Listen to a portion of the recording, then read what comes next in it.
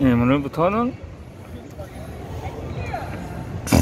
214페이지까지 왔는데 지난 영상에 이어서 낭독을 해 드리도록 하겠습니다.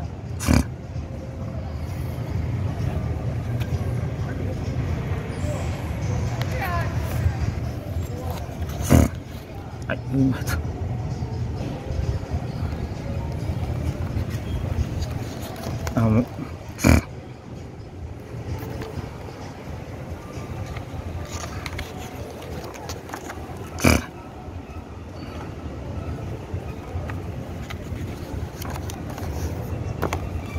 네, 오늘은 시선을 바꿔보았습니다.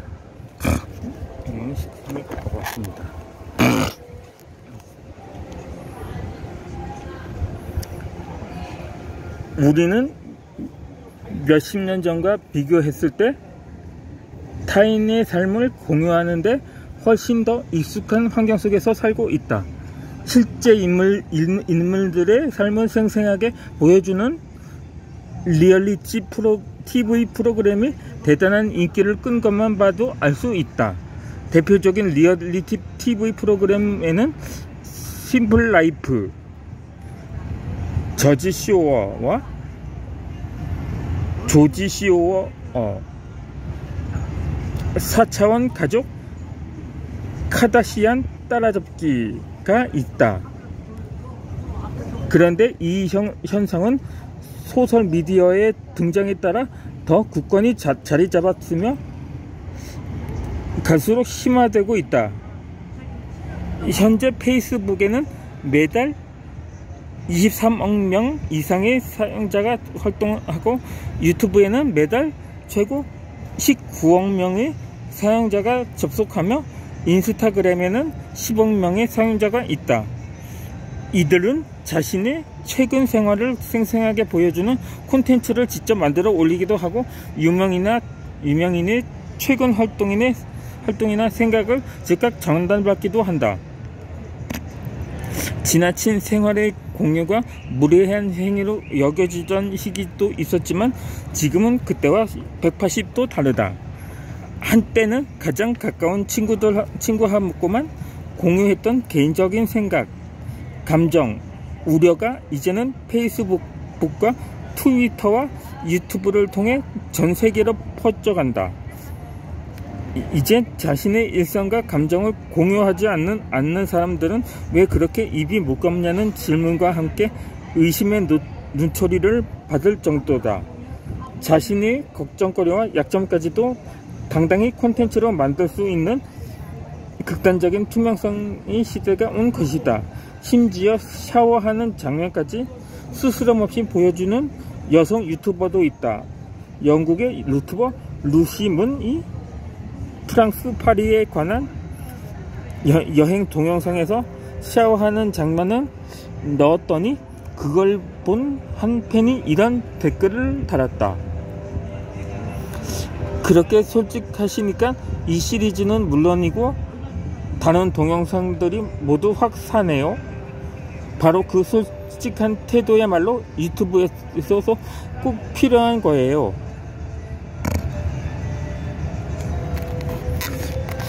유튜브 시청자는 쌀쌀맞게 굴며 자신의 생활을 잘 드러내지 않는 크리에이터를 여간해서는 좋아하지 않는다. 하지만 어느 정도의 공유가 적당한지에 대해서는 자세히 따져봐야 할 문제다. 마윅은 말한다. 크리에이터에게는 스스로 지키려는 것, 그리고 무엇이 온라인에 올리기에 적절하지 않은지에 관한 기준이 분명히 있습니다.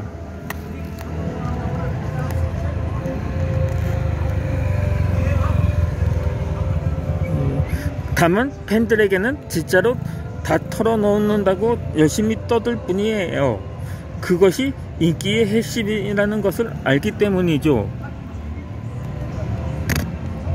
한편의 유튜브 동영상은 그 독특한 형식으로 인해 그것을 보는 사람들이 크리에이터 내면의 진성성과 친밀감을 가장 깊숙이 느끼도록 한다. TV 프로그램과 영화에서는 배우들이 제4의 벽을 부술까 두려워서 렌즈를 직접 쳐다보지 않도록 훈련받는다. 그러나 유튜브에서 크리에이터는 마주친 시선이 떨어지지 않도록 연신 밝고 편안한 미소를 지으며 시청자를 자신의 시선 속에 꽁꽁꽁꽁 묶어준다. 마치 오랜 친구와 대화하는 듯한 느낌을 주는 것이다. 특히 페이스타임, 스카이프, 스냅챗과 같은 앱들이 중간에 화면이 있기는 하지만 친구들과 얼굴을 마주하고 소통할 수 있도록 한다.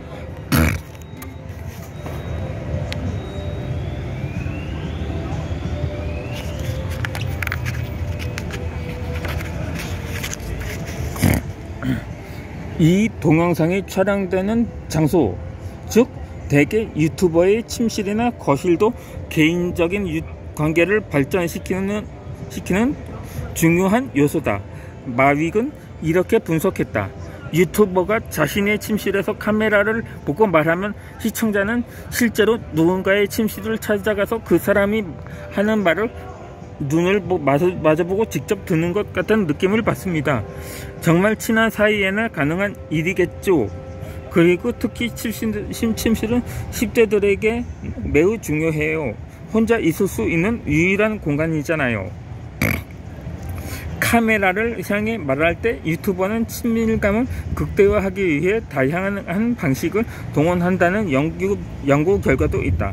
독일 힐데스하임 대학교의 맥시밀리안의 프로베니우스 교수에 따르면 유튜버는 시청자들을 부추겨서 자신과 상호작용하도록 만들려고 독특한 목소리 표현과 용어를 구사한다고 한다.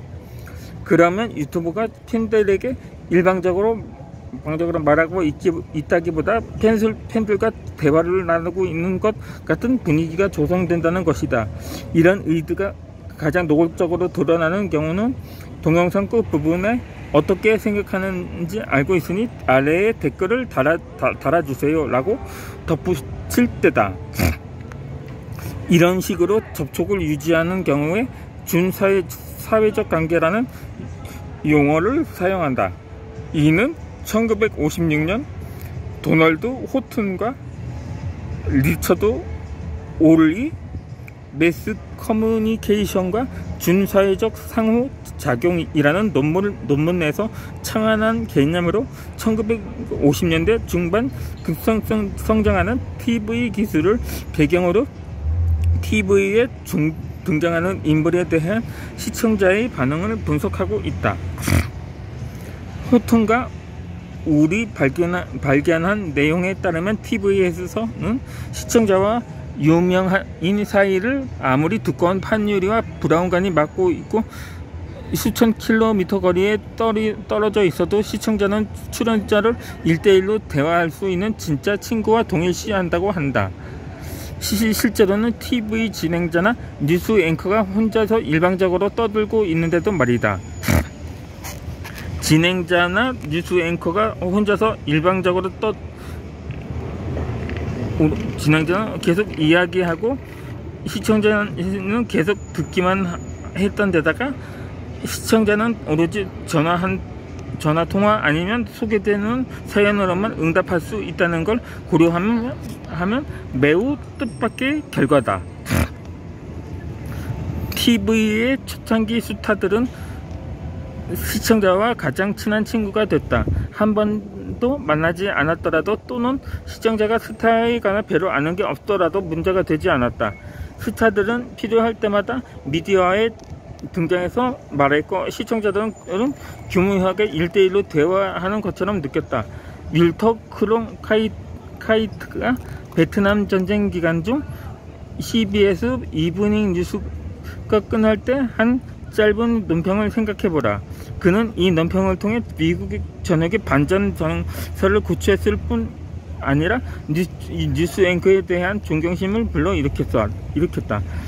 시청자들은 그들이 자기 집 안방에 방문해서 복잡한 세계를 꼼꼼히 진단하고 전망해 주었다고 느꼈기 때문이다.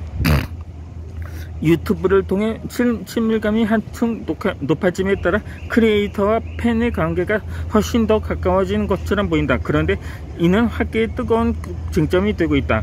대만 유안제대학교 경영대학의 치핑 첸 교수는 유튜브를 소비자들이 디지털 방식으로 스스로 만들고 스스로 표현하는 도구일 뿐만 아니라 사회적 관계를 준사회적 관계로 발전시키는 도구라고 평가했다.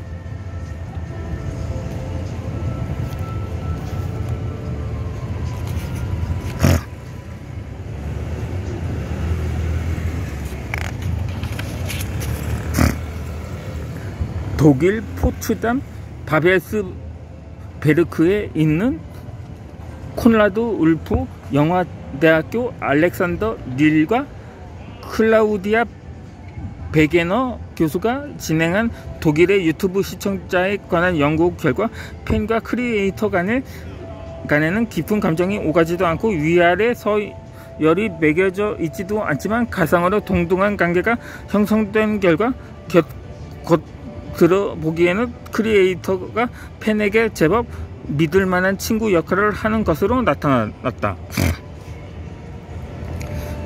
모든 걸 다 털어놓으면 팬들과 친해진다고 생각하는 유튜버들이 많다.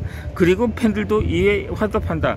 실제로 크리에이터들이 아침에 기상한 후의 일상을 유튜브에 공유한 결과 2016년 6월부터 2018년 6월까지 동영상 시청 시간은 그 이전에 비해 3배가 늘어났다.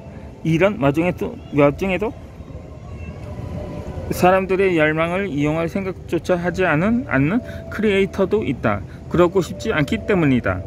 영국의 유튜버 타하 칸은 칸스탐미라는 채널을 독특하고 재기발랄한 동영상을 올리지만 자신의 사생활은 의도적으로 거의 공유하지 않는다. 그는 이렇게 말했다. 난 그게 어려워요. 내가 모르는 사람들과 뭔가를 공유할 때마다 많이 불편하거든요. 자신의 팬들에게서 어째서 냉소적인 태도를 보이는지 물었더니 그는 이렇게 해명했다. 나는 내가 올린 동영상의 모습들을 나라고 생각하지 않습니다. 그래서 동영상 제작 과정도 그저 온라인에 게시할 상품을 만드는 것과 다를 바 없다고 생각해요. 동영상에는 내 개성이 반영됐지만 그건 나 자신은 아닙니다. 사람들은 크게 착각하고 있어요. 유튜브 동영상은 감쪽같이 편집된 것입니다. 진정성은 책이나 머릿속에 있을 뿐이죠. 제가 이제 220페이지 가까이 왔는데 이제 다음에 이어지는 영상에는 원래 처음에 했었던 각도로 영상을 올려드리겠습니다. 시작부터 원래 고정적으로 했어야 되는데 잠시 위치가 혼동이 된 것 같습니다.